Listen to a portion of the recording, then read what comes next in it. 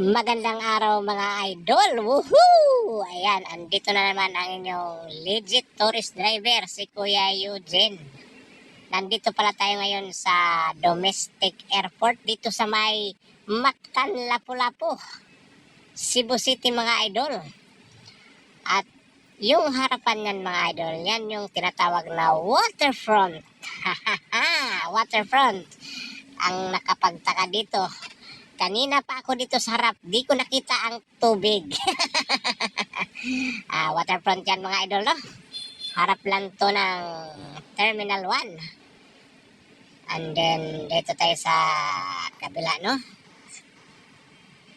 Ito yung pinakaharap niya mga idol. Pag naghatid kayo ng mga guests para sa Terminal 1, dito nyo i-drop sa area na to. And then, ayun, si Kuya.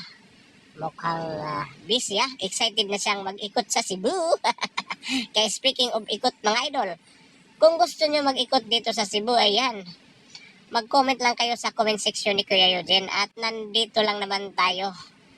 Naghihintay lang sa inyong comment at parang maikot ko kayo sa buong Cebu hanggang sa Mahilo. Eto mga idol, kita nyo yung mga gawa dito. Ang ganda ng pagkagawa mga idol. Tsaka mayroon diyang isang tao na nakahilata. Ano lang, mga lata lang yung ginawa nila. Nandito to sa bungad ng domestic mga idol. Ayan mga lata lang yan mga idol. Ginawang tao. Ang galing Kita nyo yan? Sana all.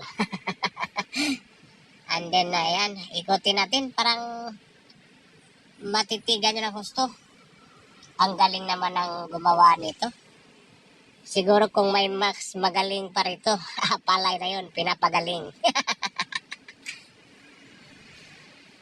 And then, ayan mga idol, lata lang yan, pinagdugtong-dugtong, naging tao na.